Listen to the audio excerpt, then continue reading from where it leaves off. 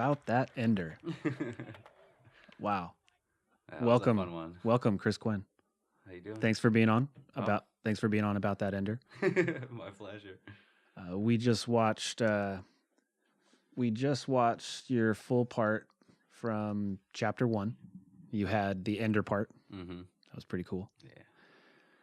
Yeah. So let's talk about it. Chris Guinn, where are you from, bud? I'm from Sacramento, California. Sacramento? Mm-hmm. Where at in Sacramento? Rosemont. Or Rancho Cordova. Rosemont. Rancho. All right. Is that where, did you grow up there your whole life? You ever live anywhere else? Nope. There my whole life. I was born in Ventura, California, but yeah. Born in Ventura? Yeah. How long were you there? You were just born there? 6 months, yeah. Okay. And then parents moved to Sacramento. Okay, all right. Yeah. Folks still together? No. Oh, yeah. Most of us. Yeah. Shit happens.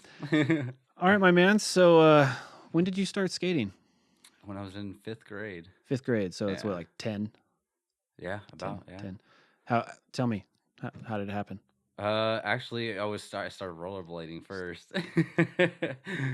And then my brother actually got an X Games skateboard, and from that point on, I kind of stole it from him. And then right on. Yeah. How much older? Who's your older brother? Yeah, he's about 1.5 years older than me. Right. A year and a couple months. Right on. Yeah. All right. What about sponsors? Let's go through that. Have you had any I've sponsors? had a couple. Yeah, I had my first one was a kid out in Auburn, and he owned a kid. What do you yeah. mean a kid? He's a rich family, and he just wanted to support local skateboarders, so he started his own company. It's called Subject Skateboards. Subject. Okay, Yeah. I remember them. That was late 90s, early 2000s. Yeah. When I was young. And so how long did you ride for them, and what did they do? Like what was that? It wasn't really like riding for him. We didn't really put out a part or anything like that. It was just, he wanted to, but it was just, too much in the end. But he really wanted to just help like the locals, really like the main dudes who were like trying to make it and stuff like that, help them out. And then, so it was just a dude. Yeah. Just a dude. Yeah. That's cool. Yeah. He's really awesome. That's cool. Do you still talk to him? No. I tried to get him to see what the boards were, because those boards were the best skateboards I've ever ridden. Like they never lost shape. Never. Oh, the wood itself? Yeah. And I can't find them. Bummer. Yeah. The lost wood. Yeah. All right, my man. What about okay, so here's a random question. Dream sponsor. Let's say if everybody was gunning for you. For like a board company. Whatever, my man. I'd probably go for independent. Independent? Yeah. That's the a good only sponsor. trucks that can hold my skateboard. That's a good. What do you mean? But what do you mean? That's the only. What do you mean? Oh, I ride the tightest trucks you'll probably ever see in your life. The tightest trucks. Yeah, they're pretty much welded. For those of you who don't know him, the tightest. Yeah. The tightest trucks. Oh my man, that's crazy. Yeah, if you get on it and you ride loose trucks, you will fall immediately. Okay, so that's a good truck sponsor. What about boards? What's I would have to go with Creature. You like Creature? Because Creature, really solid decks, really good concave pop, everything. Do you like the same nose tail? Yes, I do. Yeah. So do you have a hard time with like girl decks where it's like super thin tail? Yeah, they're a little weird. Like, I've tried to do my like just pop out, like I call them Flipty-Whoops, but they're like Flipty-Whoops? Yeah, but you like pop it out like you're alling out and you catch your board. But with that one, it's a little odd because you don't have this full amount as like grip for, to catch with your hand, But Creatures are like the perfect, You get those shovel noses. Oof. Shovel noses, big fat noses and tails. I'm riding a 9.1 right now, and it's perfect. 9.1. That's what you're 9.1. Yep. Wow. Yeah. That's not even a boat. That's a yacht. Call that a yacht. Okay. Never thought a vert board would come to street skating. That's crazy, right? That's like the same size that Danny Way rides for the mega ramp, and you're over here doing kickflip nose manuals on him. Yeah. That's crazy. Okay, man, we're going to take a look at your part. We're going to go through a few of your tricks. Okay. Because there's a couple of tricks that I want to know about, and then a couple of tricks I want you to tell me about. So the first one is this first line. So in this first line, we're at a school. We do switch varial heel, right? Mm-hmm. Is that correct? Switch varial heel, and then we go fakie full cab flip, and then your little push turnaround. I like that. Yeah. Get yourself right. And then we go kickflip back 5-0 on the planar ledge. Mm-hmm. Okay. That's at Einstein. Yep. Einstein Middle School. Oh, man, those ledges are capped. Yep. After 20 years of skating. A lot of history went down in that finally school. decided to cap those ledges after like 20 years. Okay, so I wanted to talk about this ledge or this line. I mean, it's super long. I mean, it's got several really good tricks in it. Mm-hmm. It shows your consistency. So I wanted to kind of speak on that. A lot of people see you at Mather Mm-hmm. and you just kill it. You kill it, bro. You're so consistent. You have a pretty good plethora of tricks that you can do just on command, Mm-hmm. almost blindfolded. Where does that come from? How did that happen, in your opinion? Almost just, I don't know. Honestly, it's just finding the love for the skateboard. You know, it's something that releases me from reality. That some things you can't get away from. That really just helps. So it's like when I could actually like just go out there and just do every trick right off the top. It makes me even like in the best mood, the most relaxed state I could possibly be in. And it just, the more I do it, the better I feel, you know? So it's like, might as well keep it going. Yeah, that's a good explanation. But I also, do you think that even though you do have a pretty good size bag of tricks, Mm-hmm. do you find yourself getting complacent where you have your tricks that you do Mm-hmm. and you're really good at them? Yeah. But do you find yourself not learning new tricks because you have these tricks that you're so good at? Do you find yourself not pushing yourself to be like, Oh yeah, definitely. maybe I can step it up and do that same combo, but with a different grind or the different flip? Have you ever thought about that? I mean, actually lately I've actually been doing that, just getting out of my comfort zone just to, you know, progress a little bit more. Like what? What are you working on? I'm actually doing like the Flipty-Whoop, but to like front nose slide and then 270 shove out of that. Like just a little bit different. I know it's a lot of 3 shoves. I do a lot of 3 shoves, but you know what? Hey, it's all right. It's what makes me happy. 3 shoves are cool. Yeah. Okay, so let's see. The next thing. The next trick I wanted to talk about is right after this. I think in the beginning it's the Nollie Flip. Yeah, this one right here. So it's a Nollie Flip and then a front blunt 3 shove.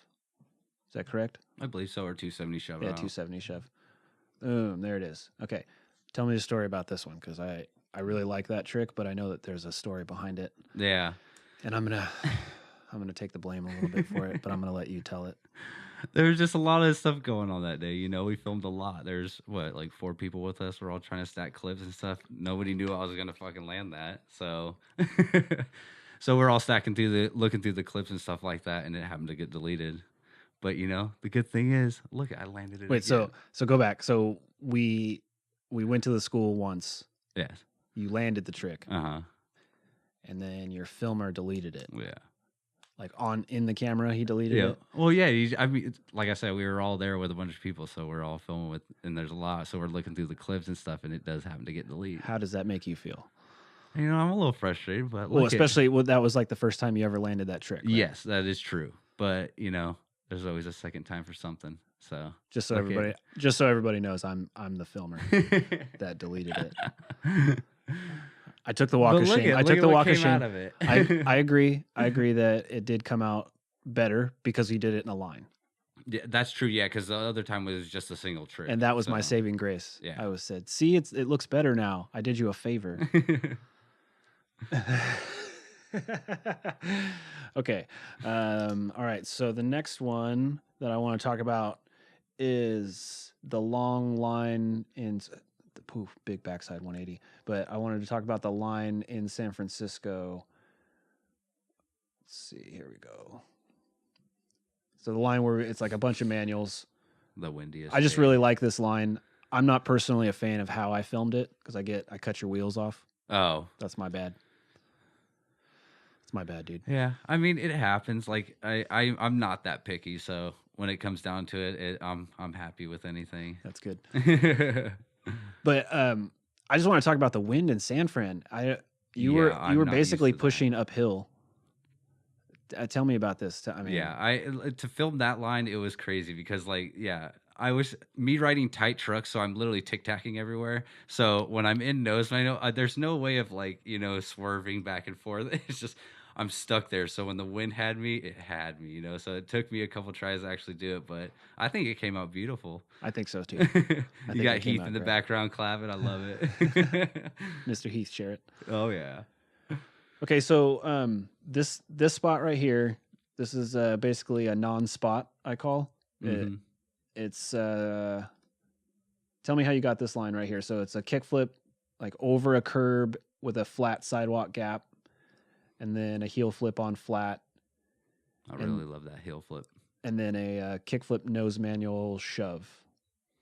Yeah, so that, I mean, that was also another good spot that our filmer came up with, because he somehow finds all these amazing spots. I don't know if I'd call that spot amazing. I like it. It's creative for my style. It doesn't need to be gnarly or anything like that. That's just, you know, it's perfect. But yeah, I mean, that's a line that I know is like something I would do on a day-to-day basis, but at that spot it's a little different because, you know, I'm not used to actually riding street all day. You know, I am a park dude.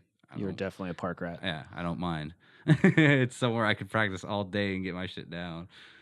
But I love it, dude. That spot was actually very good. Right now, you couldn't skate it. They got a big old 18-wheeler parked right in front of it. Oh, really? Oh, yeah. Oh, man. Yeah. Spots come and go. Yeah, they do. All right, so you can tell me, what's your favorite trick in your part besides the enders? We'll get there, but like, what was your most fun? I'd probably say the back 50-50 backside flip out. The back 50-50 backside flip. That's right here. So it's a back 50 on a decently high ledge for super long. You probably grinded, what, 20 feet? Yeah, about. And then backside flip down a 3-stair. That backside flip was just felt too perfect for me. How many tries did it take you to land that? I'd probably say 10. 10 tries? 10 or 10 to 12. That's pretty quick. Yeah. I mean, for me, especially getting in front of a camera, what do you mean? Very camera shy, so I'll land all my tricks when it's not on camera. Once the camera comes out, it'll take me a bunch of tries. Yeah. Why do you think that is? Just out of curiosity, because I film with you quite a bit, and I do see it, that there is a definite difference between you at the park or you just having fun with the homies, and then as soon as the camera comes out, all of a sudden it's like a whole different skater. Honestly, I can't figure out myself. I've honestly tried to figure out myself, because like I'll literally have just my buddy pull out his phone and just film like a simple trick, and I still won't land it. Really? Dude, I'm serious. So anytime you're like on the spot, it'll take me a bunch of tries. So are you not a contest skater? No, I've done contests, but under pressure, it gets me. Really? Yeah. That's crazy, because you're so consistent. Yeah. That's kind of what blows my mind, is that you are so consistent on everything that you do when you skate. But then as soon as the camera comes out, it's like all of a sudden you lose your creativity. Yeah. And you just like clam up. I become the most clumsiest dude ever. I don't know what to do. That's crazy. Yeah, I don't understand it to this day. I think we need to do some like self-reflection, some like meditation to figure out why exactly why you get so camera shy. Because I think that you could be great in the, you know, I mean, the stuff that you do at the parks and the stuff that you do when you're just messing around. Yeah. Unbelievable. Yeah. And then the camera comes out. And then just nope. Like, I forgot how to skate. Pretty much. So I noticed that there aren't very many handrails in your park. Hardly any. Yeah. Not a big handrail guy. With the tight trucks, it's just, especially dealing with kinks, you try to do like a feeble or something, man. That thing's flipping automatically. Yeah, that's true. I mean, I've tried for the longest time just doing a simple back nose grind and popping out at the middle of a ledge, and every time since my super tight trucks, it flips automatically. Man. It took me about 60 tries, and I almost got it, but it was the most awkward looking nose. Have you ever thought about loosening your trucks? Just no, never. No, just say it's not. It's what you like. So, do you not skate rails? No, I'll skate rails. Yeah. More round rails than anything, but it's not like a handrail. Like I'll skate flat bar rails and stuff like that. Okay. Just nothing like, you know, I'll do a simple feeble board slide. But only on a round bar? Yeah, I don't no flat bar? mess with squares. No? No. Because like I said, my tight trucks, you see my kingpin? Oh my goodness. What do you mean? It's so tight that the kingpin sticks out. Like, About like a half inch. Oh, a half inch? Not above the truck, but I mean that's what's Yeah, that's how much of visible the bolt you can see. above the bushing. Wow. So when you do Smiths on like rounds or on a flat stuff, that kingpin, catches. it's grinding into it. Yeah. Okay. All right, so let's keep rolling through this video here, man. So, man, there are a lot of tricks at that Einstein Middle School in here. That's very true. We skated that spot a lot. Okay, so the next trick that I wanted to talk about. Here we go. Okay, so this spot's in San Francisco. Another super windy spot. The tennis court ledge. Yeah, this was a super fun spot. So you did fakie full cab, switch frontside flip, little tiny shove on flat, and then kick flip back tail. Right. And then a big old hug from Trino. So that happened on a San Francisco trip. Yep. For Board Warrior. You want to talk about that? Yeah. Board Warrior. Let's talk about that. What's going on with that? I'm not too sure what's on with Board Warrior. I mean, tell me who they are.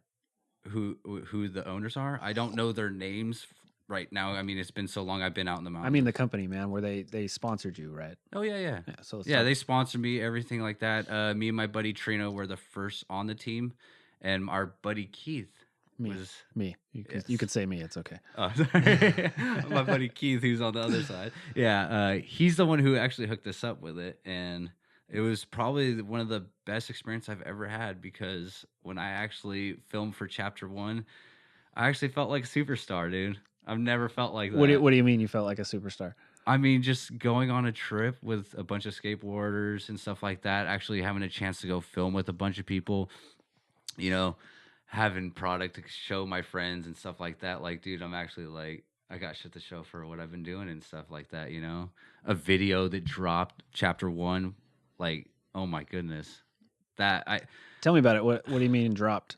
Well, I was there, but explain the video it to me. Premiere was just amazing. Like I couldn't have. I've been shaking so much at that place. Like, I was so ecstatic. It was not even funny. Like, where was it? Tell me the story. We premiered it at Epic Indoor Skate Park, and then had my whole family there. We did that. Like, we also had a second premiere at our buddy's house that was really sick. He has like a back door or a backyard whole skate park back there. Yeah, a little DIY half pipe. Yeah, with a crazy little hip in the middle. So we also got a big old screen. I think it was like 20 feet. Yeah, I built a movie screen. Yeah, that in his backyard. Crazy. We projected it. Had all our homies from Power In, Mather, crazy. all that come there and actually check it out, and it was, like I said, words can't explain how happy I was. Your name and lights. Yeah. I mean, dude, to have all the homies on actual video, like, instead, we all watch pros and stuff like that, but to see the homies on a video, oh yeah, that's something else. It was pretty amazing to film. That was and to have one of your best friends film the whole fucking thing and right? edit it. Yeah, it was pretty incredible. That was a good time in our life. Oh yeah, it's definitely a good time. Yeah. So we took a trip to San Francisco when we first got together. Let's talk about that a little bit.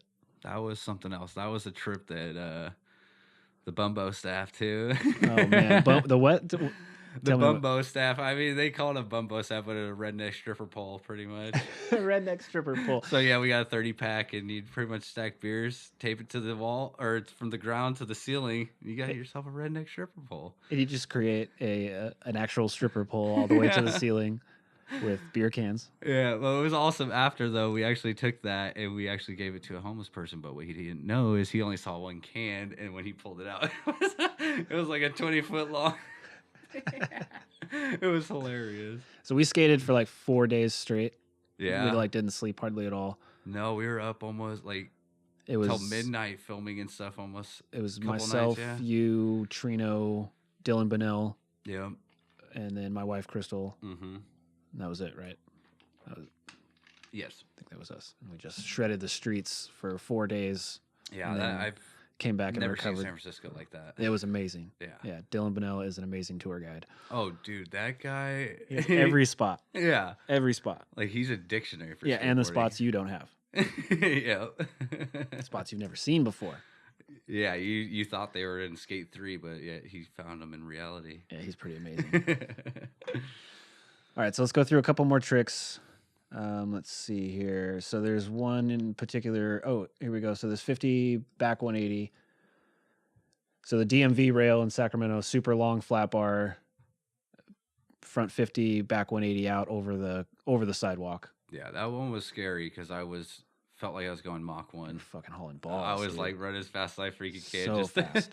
just to get up. I mean, even when I was like I missed it, that was a scary fall. How many tries did that take you? About 20 tries. 20 tries. Oh, yeah. Hauling that fast. Oh yeah. And then sometimes your feet get locked up in that handrail and you're just screwed. That is a gnarly rail. Oh yeah, I've seen many people try that rail and get. A lot of people... It looks small and stuff like that, but it's a round rail. Those things aren't easy to skate. Well, it is. I mean, it is fairly small. Yeah, no, it is. But it's just long. Yeah, you got to hold that balance. Super long, and you get on at a decent height, but then it just keeps getting taller. Oh, then you got to think about the sidewalk. Oh if yeah, you want to jump it or not. Yeah, and then you're gonna either bash it. You gotta go slow enough. Yeah. To land on the sidewalk, which then you're sliding for even longer. Yeah. And if you want to haul balls at it, you better make sure you pop out. Yeah. And you also got to worry about traffic. Otherwise, you're clipping it. Traffic's a gnarly there because the DMV is right across the street. Oh yeah. Oh yeah. That is a rough spot. It's a no skating on like on a Mondays because you won't be able to skate there at all. Oh man. Okay. So I wanted to get into a couple of personal things before we get back into the video, but. Just like in your skateboarding, who's your inspiration? Would you say, like, overall, who would you say inspires you the most in skateboarding? Not just with style, but anything. Tell me why. I would have to say Rodney Mullen and Day One Song. Their creative styles and then the way they've brought skateboarding to where it is, from surfing to skateboarding. It's a big thing. So. They inspire me a lot, especially Day Wong with his manuals, dude. Like I'm obsessed with manuals, and he takes. Especially I'm the opposite because he rides the loosest freaking trucks you could think of. Right, no bushings, and I ride the tightest ones. That is crazy. But it's almost that opposite that attracts me to it. Like he could do the exact same thing I can, but with the complete opposite style of board. I mean, you guys do have similar.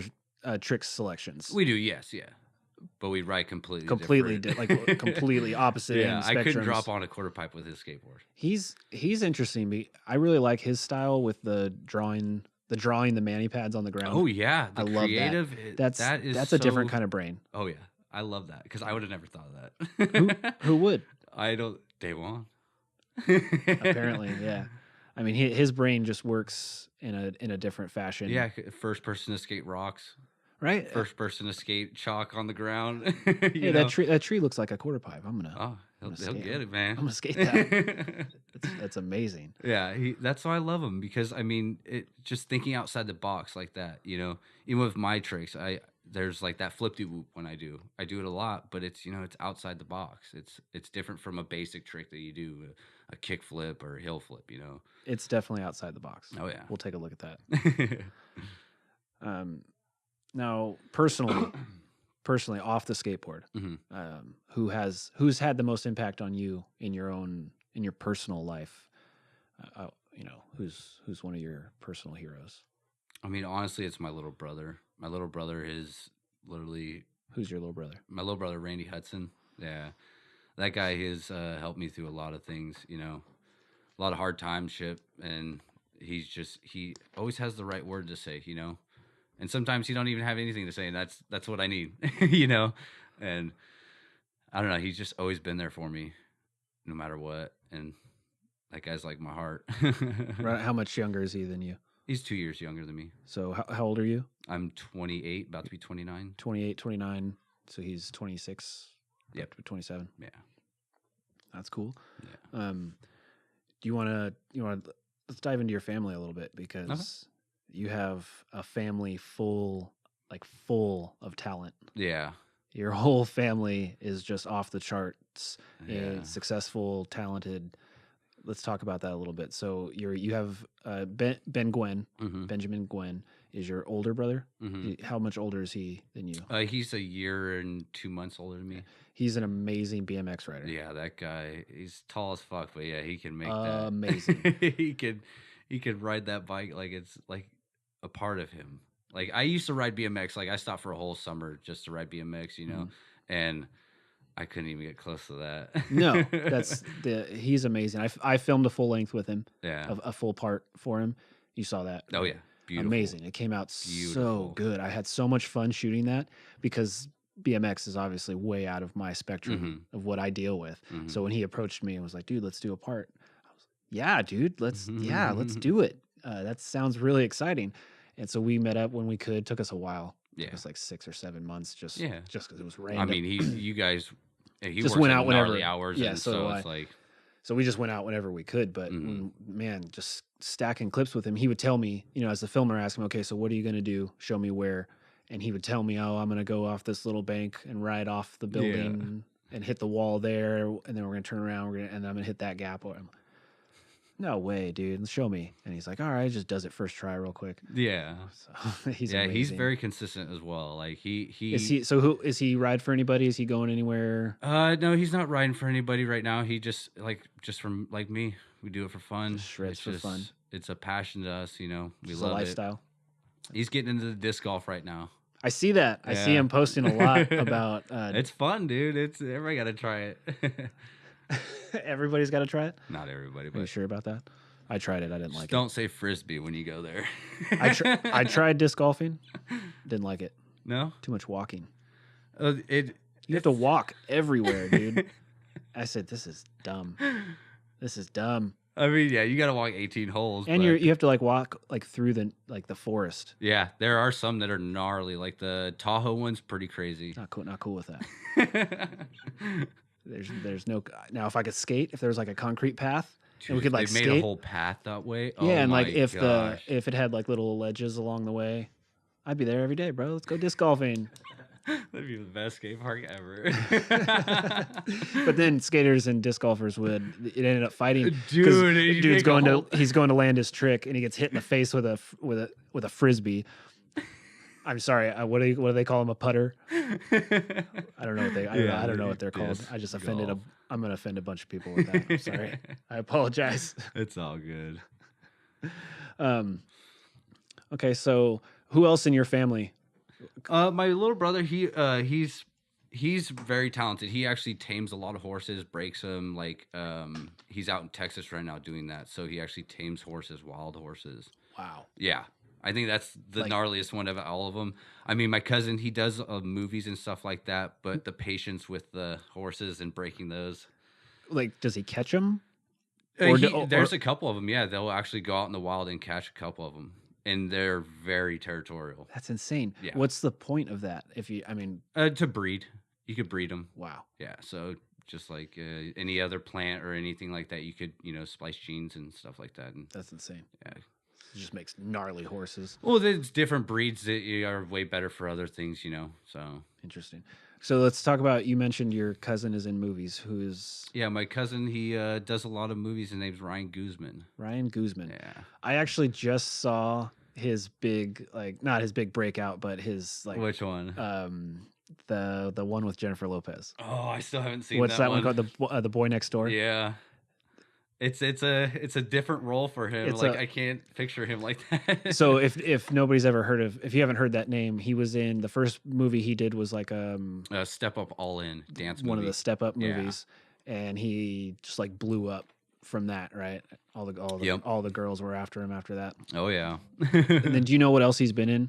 Has he been in anything else? He's done the whole Step Up series. He did one, I think it was like it was kind of like what do you call it? It's like not a sequel to Dazed and Confused, but it's like a break off from like a different story of somebody who was in Dazed and Confused, So it's, okay, yeah.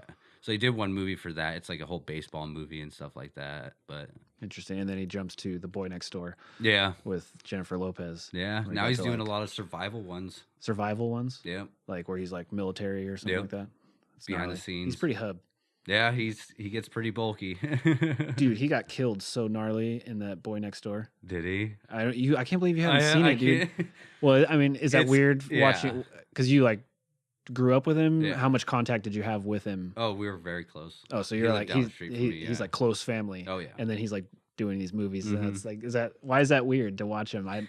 It's just that movie in general, just because it's a I don't know, Yeah, he does. creepy Oh man. actor Well, and attitude. Yeah. he has quite a sex scene with J-Lo. Yeah, So that'd be I heard about weird that. for me to think about like one of my cousins or brothers like watching them Yeah. like get down with J-Lo. Nah, I'm good. I'll pass. I heard about that, but yeah. I'll pass. I wonder how nerve-wracked he was doing that scene.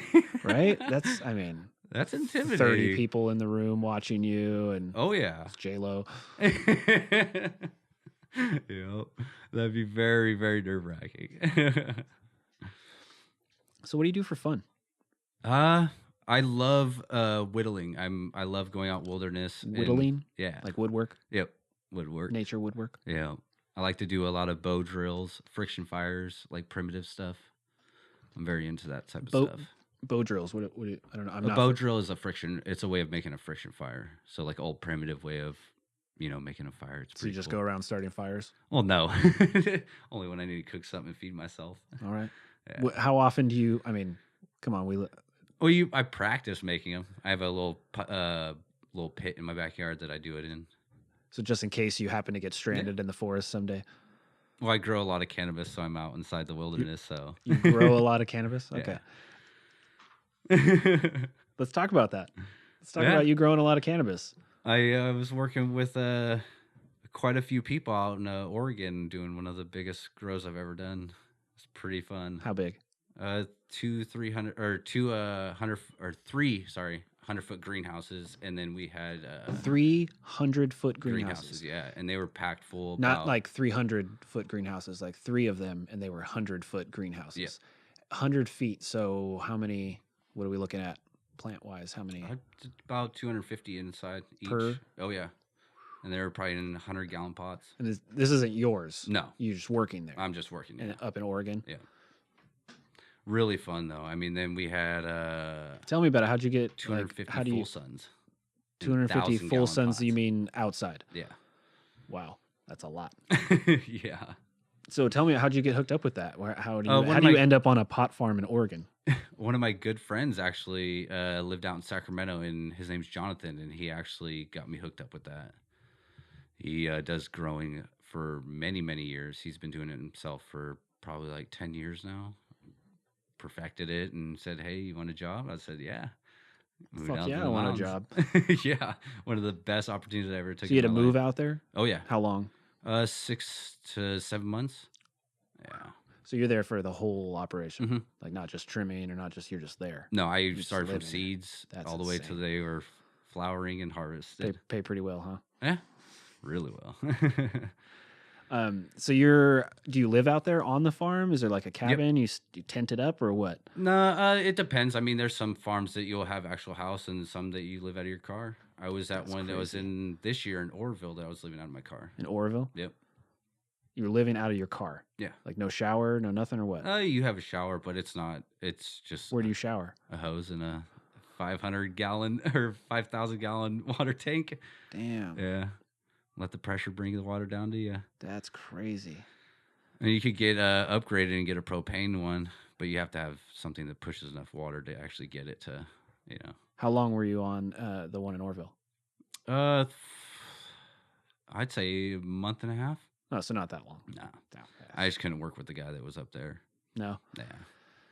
Too crazy? Lazy. Lazy. Oh, Yeah. you don't like the lazies? Well, if you're up there growing, you might as well do something with your day instead of just sitting around. So what do you like when you're up there and you're working? What do you do like after work? After work's off, what do you do to kick back and relax? What do you do? I go on little hikes, honestly.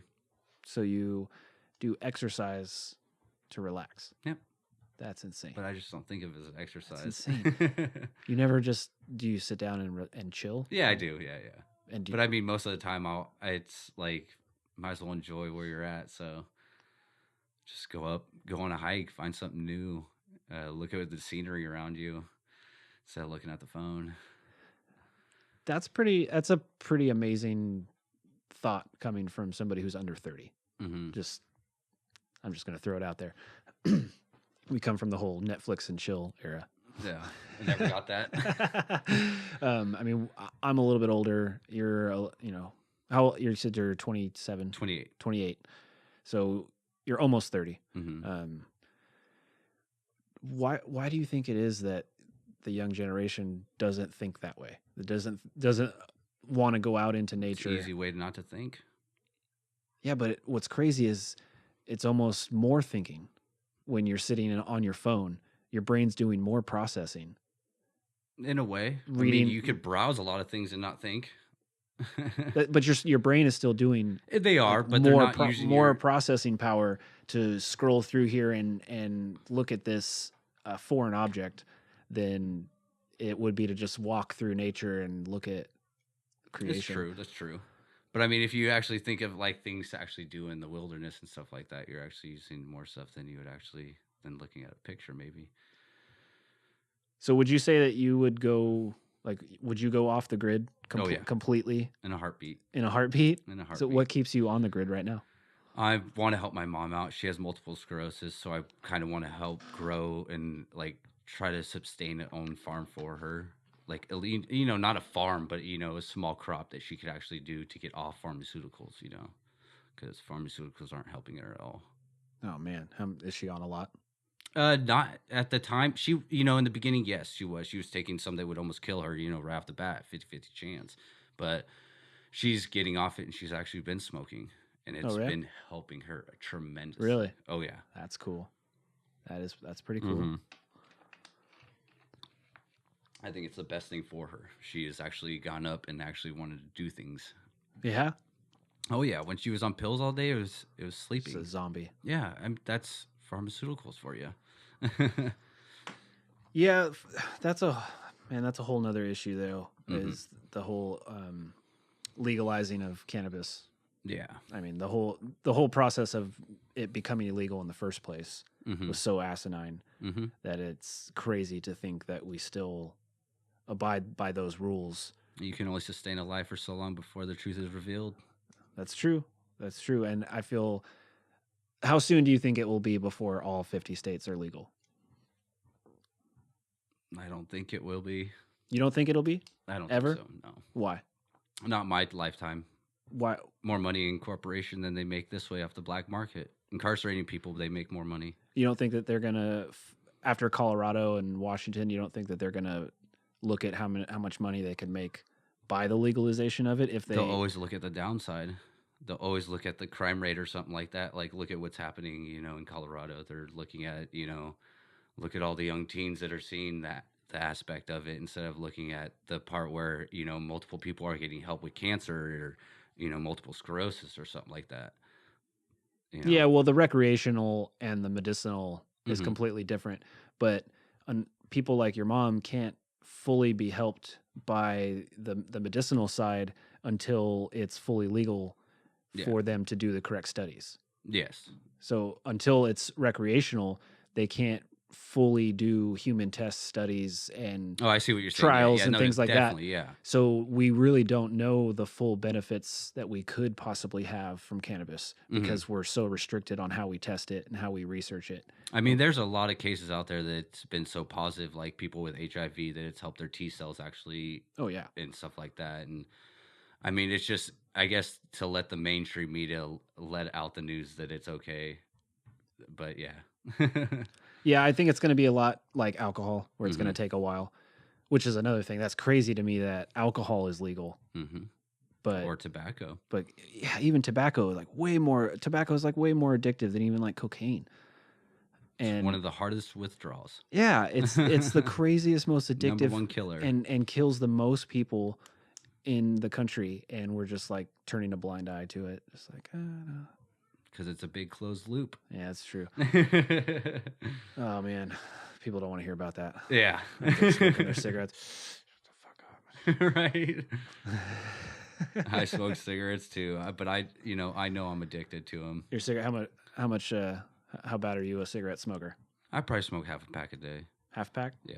Not bad. I was a cigarette smoker. Yeah. I was a full pack, sometimes 2-pack a day. I got mad respect for you for quitting, dude. It's rough, dude. Oh, I bet. It is rough. I bet. I'm still dealing with it. Yeah. Even my mom, it's been 4 years for her. And oh my gosh, she smoked for 25 years, dude. It's a long time. I was about 15. Oh, about 15 years for me. I mean, it honestly doesn't matter how, like, after like 10, I mean, once you start after a year, it's Oh yeah, I mean, you smoke for a solid year, it doesn't matter. it's hard. Yeah. You deprive your body of something like that. I mean, even cannabis, you smoke for a whole year and you don't smoke for a whole month, you're gonna notice a difference. Huge difference. Yeah, always. Huge difference. One thing I want to know, I ask all my guys this. Mm-hmm. What's the very first thing you do in the morning? I feel like other skaters want to know. I hate to say this, but it's like contradicts what we just said. I smoke a cigarette. As soon as you get up, that's the first thing you go for. It's like, oh, well, I mean, I take a piss, but yeah, that's the first thing I go for. It's all right. horrible. Most cigarette smokers do that. Yeah, that's how I was too. But I usually get up and play some video games, something just to get my my motor skills going. All right. So, are you working right now? Not right now. No. So you're just riding the wave of. Yep. All right. You're just hanging out and skating all day, every day, all day, every day. Yeah. Skate every damn day. Okay, so we talked about your family. Mm-hmm. Talked about your skating. Want to go through some of your social media stuff? Sure. Let's take a look at some of your Instagram clips. Let's get it. All right, so on Instagram, you're Tofi Toes 916. That's TOPHYTOES 916. All right. You're a local heathen. Local heathen. You mostly Mather. You're mostly at Mather Skate Park in Sacramento, California. Mm-hmm. All right, so let's just watch most recent thing that you posted. What is this? So we got backside no comply 360, back 5-0 on the ledge, kickflip back 5-0 on the big drop ledge at Mather. Kickflip back 5-0 to nose manual. Mm-hmm. There's the Flipty-Whoop. Yep. I saw it. That was the Flipty-Whoop. Flipty-Whoop, you like pop. What would you say the process of that trick in particular is? You pop it forward, you grab it by the nose. So almost like you're trying to kick your board out to like catch it, so you're like gonna catch it and like walk away, you know? Yeah. But you'll throw another like instead of like throwing it straight up, you'll you'll pop it out as a shove it, and then you'll grab the nose and you'll just throw it back as another shove it. So it'll do a 360, you know. So it's almost like a 360 flip, but you like catch it in the nose and then pretty much, yeah. Finish the. I never thought of it like that, but yeah. That's crazy. How you do that all the time? Mm-hmm. That's like your trademark. You call it the Flipty-Whoop. Yeah, Flipty-Whoop. How did that come about? Where did that come from? Just like I said, I like just me getting off my board, and I was like, you know what? Let's throw this into a trick. And then you figured out that you could do that on everything. Yeah. Into everything. Yeah. It's one of the. It's like my number one things. I love doing it. It's pretty amazing to see in person because it happens so fast. Yeah. It's like, wait. Some people say it looks like I'm dancing with my board. Yeah, but then you take like 2 little pitter steps. Yeah. 2 little pitter steps, and then just bam, pop it back underneath you. Yeah. It's pretty amazing. There we go. Super long back 5-0. All right, so here we go. Here's some weed farm stuff. Right? Is this from Weed Farm? Where is this from? That's in the Oroville one. Yeah. So this is a picture of you with is that a root base? Yeah. So looks like an entire root base just covering your entire head. Yeah, I was cleaning out the whole greenhouse. I was like, you know what? We always got to get dirty, so I just tossed it on my head. And after this, you had to shower with a hose. Oh yeah. Oh, that's crazy. Oh yeah. I hate being dirty. I love being dirty. All right, so tell me some stories. What's going on here? Pretty much like those are. So I deleted my old Instagram account, and this is kind of just a refresh of what I've posted of like old pics and stuff like that and stuff. You deleted your account? Yeah. We all do that. Yeah. We go through it. I just couldn't deal with social media. Was it like a change of the name or just... I just couldn't deal with social media anymore. It was just like went off the grid for a minute? Yeah, I was just like, I'm done. Yeah. Just deal with the people in my actual reality. Yeah, social media is a weird thing because, like you said, people in my actual reality, it's hard for some people to distinguish the two of whether we're social media friends or whether we're friends. Oh, I have some times that I won't like somebody's picture and they'll think that I'm mad at them, and I'm like, that's insane. That's when it becomes like, that's insane. That's why I got off social media, is because now we're not friends anymore. Oh yeah, if you tell me that, we're not friends anymore.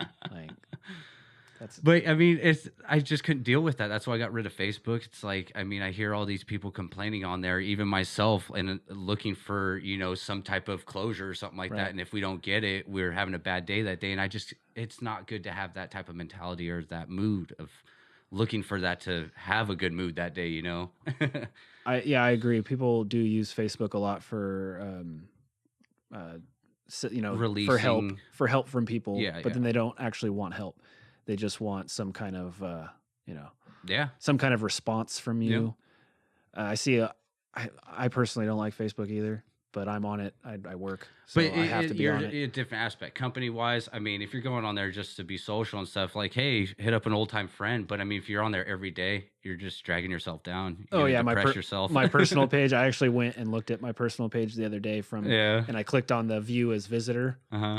There's like nothing on there. It's like I posted something like 3 months ago on there. I mean, there's more things on my personal page that people have tagged me in than I've personally posted. Yeah, me too. Because every time I get on there, I go through the news feed and it's either a repost of some funny cat video, somebody falling on their ass, or a complaint or political. Yeah. And it's interesting sometimes to read that stuff, but I try never to engage. Yeah. Because it's like a rabbit hole. Well, I mean, you have a conversation on social media, you can't see their facial expressions, so you can take something completely out of context. It's somebody going, sorry, not today, or not today, but he's just going to you, hey, not today, but you can't hear his tone or his, facial expression. So a lot of things can be blown out of context. Oh, completely. Completely. Well, plus, to me, I recognize that I'm not necessarily talking to a real person. I'm talking to their phone, and if they get the notification, sure, cool. They might respond to me. If I know the person well enough that I would comment on something or say something about something, I'll call them or shoot them a text message because I know them. But other than that, my family stuff I'm gonna like, definitely, just for them because they're gonna get mad at me if I don't like it.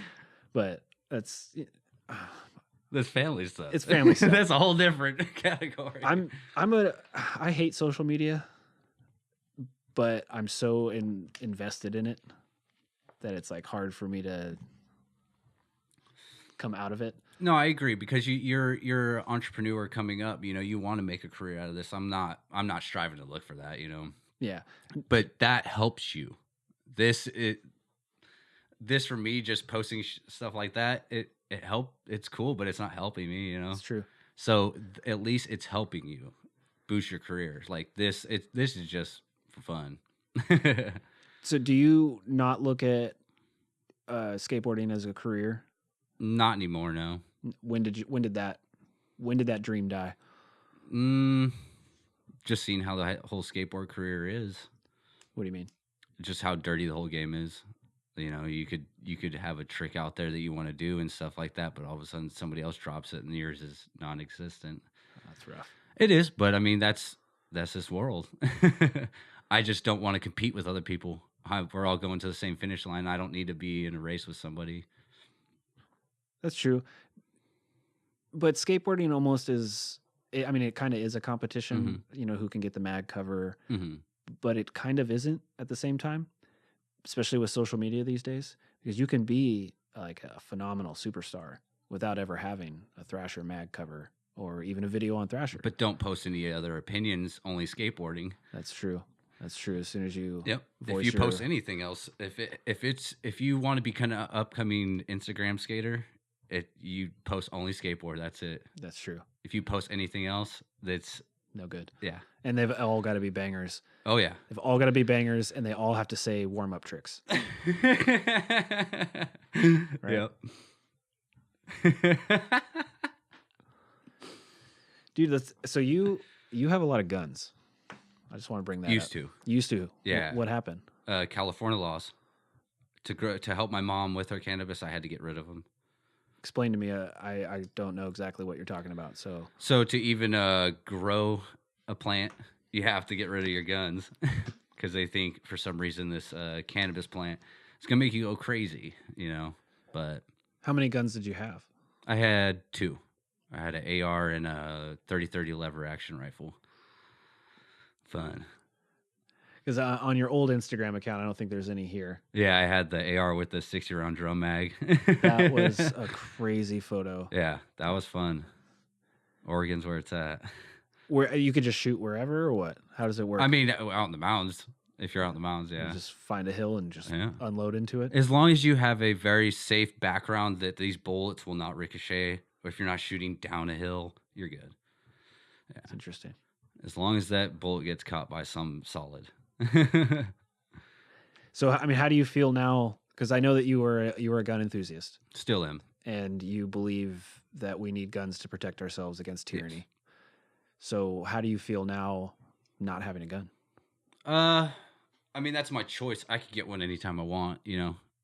Well, I know that, but I'm asking, like, how do you, like, right now? I feel just as good because I'm building a lot more skills, different skills that I have. So to survive without a gun, I can easily do. You know, I don't need to shoot somebody or shoot something far away. I could actually, you know, if I need to feed myself and get some animal or something like that to sustain myself, I can easily do so. So it's just broadening your horizons with skill base. So I love having a gun. They're fun. So what other kind of skill base do you have that would allow you to kill an animal? Besides trapping and stuff like that. Trapping? Oh, yeah. Trapping? Have you've done some trapping? Yep. Like what? Come on, tell me. I've gotten like one squirrel, but that was it. One squirrel? Yeah, it was with a deadfall with the big rock. You know, you put the stick under it. I've learned other ones, but I've not been successful because I don't have the Wait, time so to actually... hold on, go back. So the way that you caught the squirrel was with like a box that was like no, it's just a stick and a big rock, really heavy rock. A big rock. You have something that it has food and it could actually pull that stick out that'll deadfall it. And then you just crush the shit out of it. It crushed them. It kind of sucked because I mean, it was my first time, so the meal wasn't the best. You ate it? Oh, yeah. The squirrel. I'm not going to kill something and not eat it. You ate the squirrel. Yeah. What was that like? It was good. I'm not a big meat. Seriously. Yeah. Come on. It was good. A fucking squirrel. Oh, yeah. It was good. Tasty. What did it taste like? I mean, if you want to describe it as something, I mean, you could say it like everybody says it. It tastes like chicken. Tastes like chicken. Always. That's insane. You ate a squirrel. Yeah. Wow. I liked it. I did not know that about you. Yeah. There's a lot of things I know about you. I did not. I've kept to myself for like 2 years now. And so I've just fully tried to focus on skills I can build, you know. So what other skills are we talking about? So you got friction fires, building clay furnaces and stuff like that. I haven't fully done it, but clay furnaces for cooking. Yep. I actually just found out about those. Primitive technology. I didn't know what they were, but like the mud huts. I was watching some documentary on Netflix. Oh, where they like do like the full enclosed mud hut. Oh, dude, they're so beautiful. It's insane. Yeah, it looks cool. It's a lot of patience. It's like a lot of work. It's so fulfilling after. Well, and they break it down. Like the one that I watched, they tear it down after they cook it. They like cook it and then they then they tear it down just to and then they have to build another one. Yeah, they got to build another one every day. Every time you want to cook, you got to do this like 4-hour process. You're like, I got to build the stove, and then I get to cook my meal. If you pick a good section or tear a the good stove area down, to actually establish yourself, you'll be good. But I mean, it's insane. Yeah, I mean, if you're on the constant move, it's a good way to actually so you don't have to carry like pots and pans, like and a stuff, freaking cast iron pan on right? you. You know, it'd be insane. Have you ever thought about bow hunting? I had a bow. I did, but I didn't hunt with it. I just practiced, you know. I want to actually bow fish, like with that looks fun. I was listening to a podcast the other day where he had a guy who was doing bow fishing down in South America. Oh. Catching these crazy long, I forget what they were called, but just crazy long, gnarly fish. Like a barracuda almost? It kind of looked like one, but it was like really big and I saw red one where top. a guy shot a bow off a bridge, and it was like 100 feet, and he caught one. That's insane. He literally That's luck. Dude. It has. I don't know. See. Okay, that's the problem with social media. Yeah. No. Because you saw that clip, and you're like, dude, that guy is amazing. But what you didn't know is that he sat there for 3 weeks. Yep. Every day, shooting 100 arrows. Nope, that one didn't land.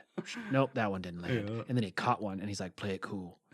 I caught one. Look at that. Look at how good I am. Off a 100-foot bridge, I could shoot a fish. And that's what you see on social media. Yeah. You're like, man, that guy is amazing. We should have him on the late night show. Man, this guy's going to be famous.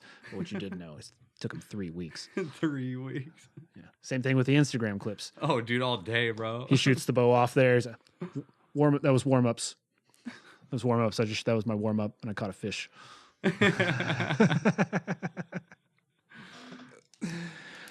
All right, man. So we talked about your guns. We talked about your family. We looked at your social media. Everything looks pretty good. Yeah. I approve. All right, so right now we're going to talk about some other people. Okay. You ready? Yeah. So I found some clips that I wanted to talk about, some people I wanted to give some shout outs to, and get your opinion on these. Let's do it. So, he was on a team with you. The Board Warrior team also included little Maddie Jesse. Oh yeah, this kid. So we got Maddie Jesse shredder. right before Board Warrior fizzled out. Mm-hmm. We had him for a short time. He was in chapter 2, a gnarly street part. I know, right? I loved it. So we're gonna look at his Instagram, at Maddie Jesse, with 2 E's on the end. This kid is amazing.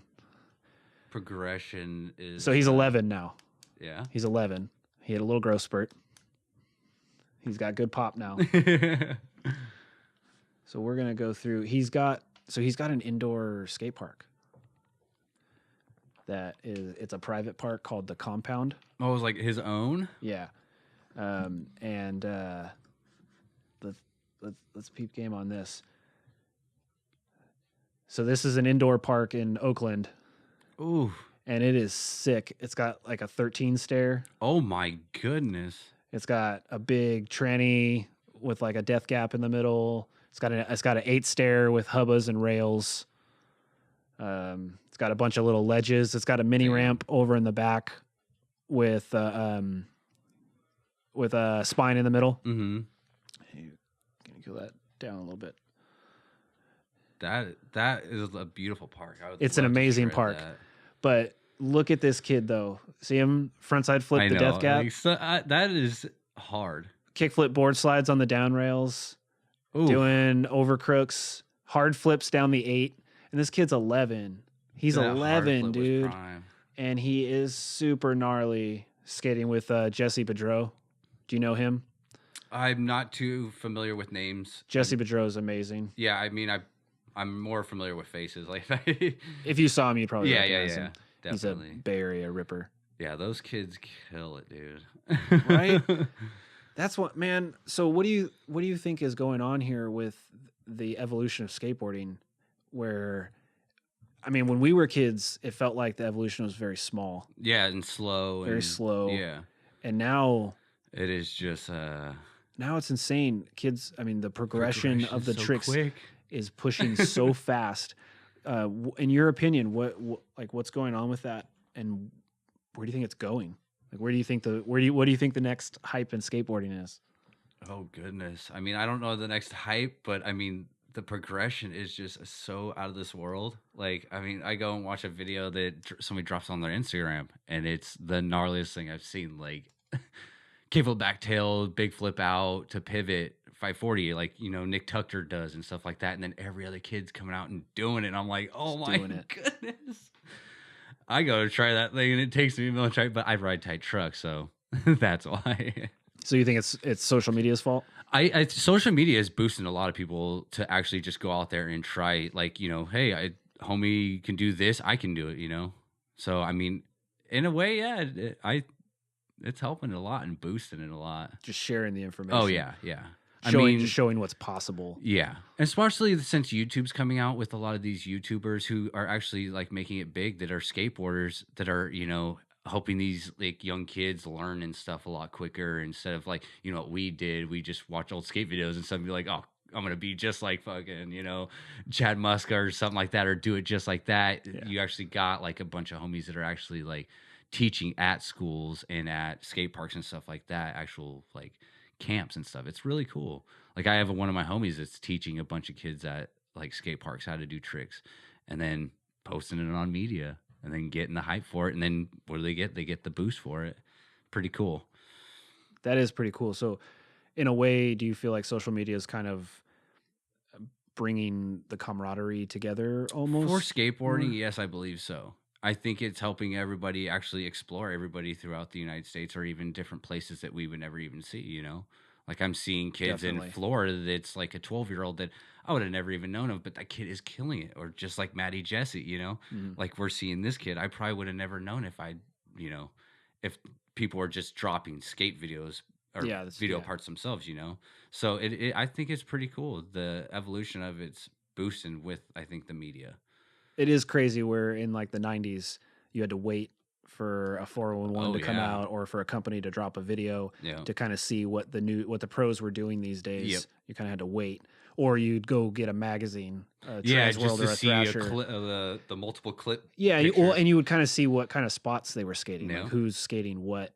And you obviously couldn't really see the trick; you could see the one frame, but you could kind of get an idea of the heaviness of what people were doing. But now you just open up your phone and full length after full length after full length.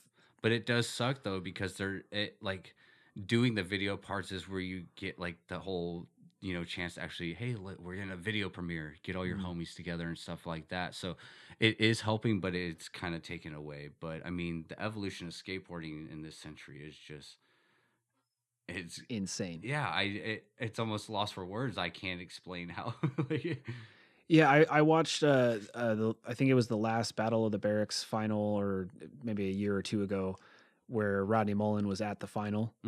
Like he was sitting on the inside watching these dudes do the flat ground in the final game. Yeah, and the smile on his face, he was just like so hyped.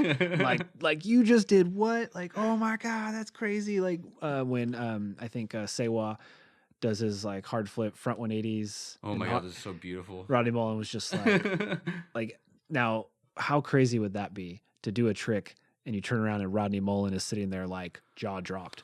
You just jaw dropped the Godfather. I would be like shaking. Like, how do you even? I'd be like, you saw that? You saw that? It would be insane to be on that level. Oh, dude. To be like, dude, I just dropped Rodney Mullen's jaw. Yeah. He invented this. Yeah. And I just dropped his jaw. That's crazy. Right? Dude, it'd be amazing. It'd be the best day ever, dude. Give me a Christmas present. The best day ever. All right, man. So now comes that time. Yeah. Where I'm going to ask about that ender. Yeah. I want to know about that ender. Let's go check it out. So you kind of had like 3 enders almost. You had like a little mini section here, like it beat drops, and then we kind of go into the little slow-mo section. A lot of video parts have that. Yeah. You know? So we got a big flip down, was that like a 7? 7 stair, yeah. 7 stair. I really love that trick. It is one of my all-time favorites. So tell me about this one right here. This is funny. Oh. Because we do this perfect, just utterly perfect big flip. And then you go to roll off the curb switch. Yeah. You just straight eat it. I don't even know, dude. Like, to this day, I'm still like, how the hell did I fall? Seriously, you have no idea? No. I honestly, it's probably because I like ollied, and since I don't do a lot of switch ollies, it probably flipped a little. And I wasn't used to that. But the clip came out gold. Oh, it was one of a kind. Gold. All right, and then we got, all right, so we're about to get into a little debate here. Because you've got the nose grind, half cab out on the DMV rail. Mm-hmm. All right, so what do you call it? Is it a nose grind or is it an overcrook? It's an overcrook for me. It's an overcrook for you? Why? That's the name of it. It's called. That's the name of it. So just so I can put it on record, my opinion is that if you land it, you can call it whatever the fuck you want. Yeah. Like whatever you want, you can call it, just like your Flipty-Whoop, because you're the guy who landed it. Yeah. So you get to name that trick. And I don't care if it's a frontside flip or a backside flip. If you want to call it a freaking farfanoogan, I could have called it a grass slide. That's fine. You can call it whatever you want because you did it. And until I can do it better than you, I have no right to say anything about it. And I can't do that trick. So if you want to call it an overcrook, then it's an overcrook. Some people are going to be like, nah, there is no such things as nose grinds. I don't know what the argument is. Yeah, it's the biggest debate. I had a shredded card for this trick, and it's that's the number one commenting thing on that thing.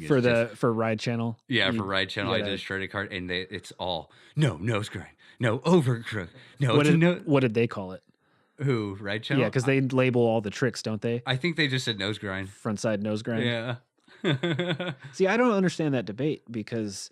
Well, everybody's saying it's pretty much impossible to do a nose grind on a flat rail. That's what I'm assuming everybody's saying. Well, I disagree. I disagree as well. I've seen somebody do a nose grind on a round rail. I mean, you probably can't. It's very, very, very, very, very, very hard. That's why you see not a lot of people doing it. And I think that you maybe can't sustain it for very long. Yeah, that's the hardest part is on a round rail when your nose is on there, it just wants to skeet skirt back and forth. Yeah. So it's possible, but it's...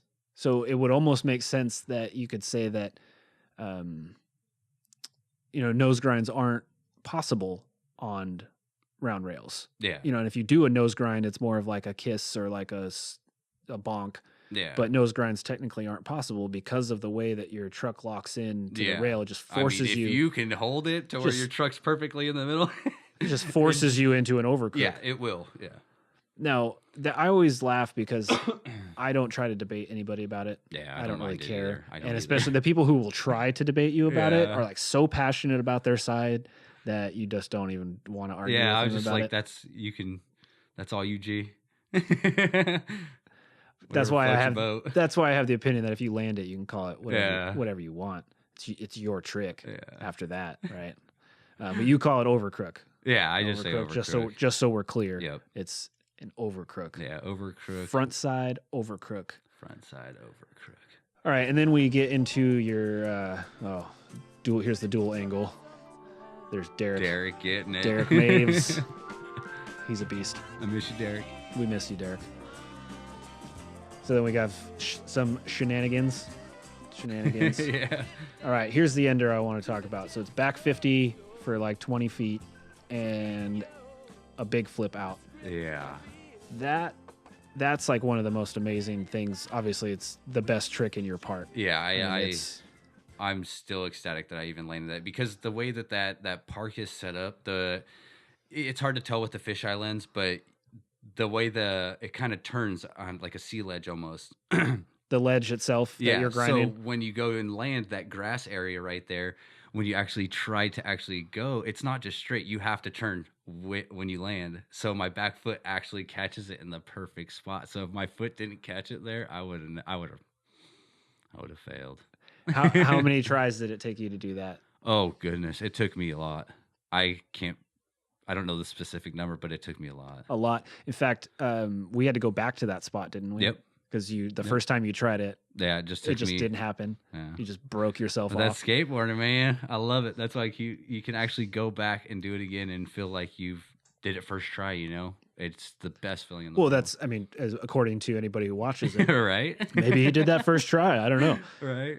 And that's why I wanted to start this podcast. Yeah. So that we could talk about that. Oh yeah. And definitely. we could find out how many tries, bro. Come on, be real. How many tries?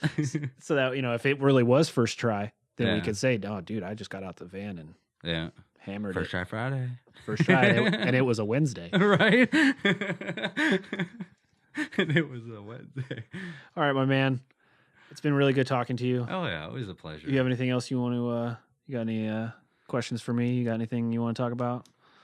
Not that I can think of. No. Just say it's a pleasure and thank you for. Yeah, dude, it's been really fun Hope having we can you do here. it again. And I'm not so nervous. Well, yeah, you got to put out another part. Yeah. No, I'm down. Even if it's on Instagram, we'll talk about it. Yeah. 60-second part, bro. All day.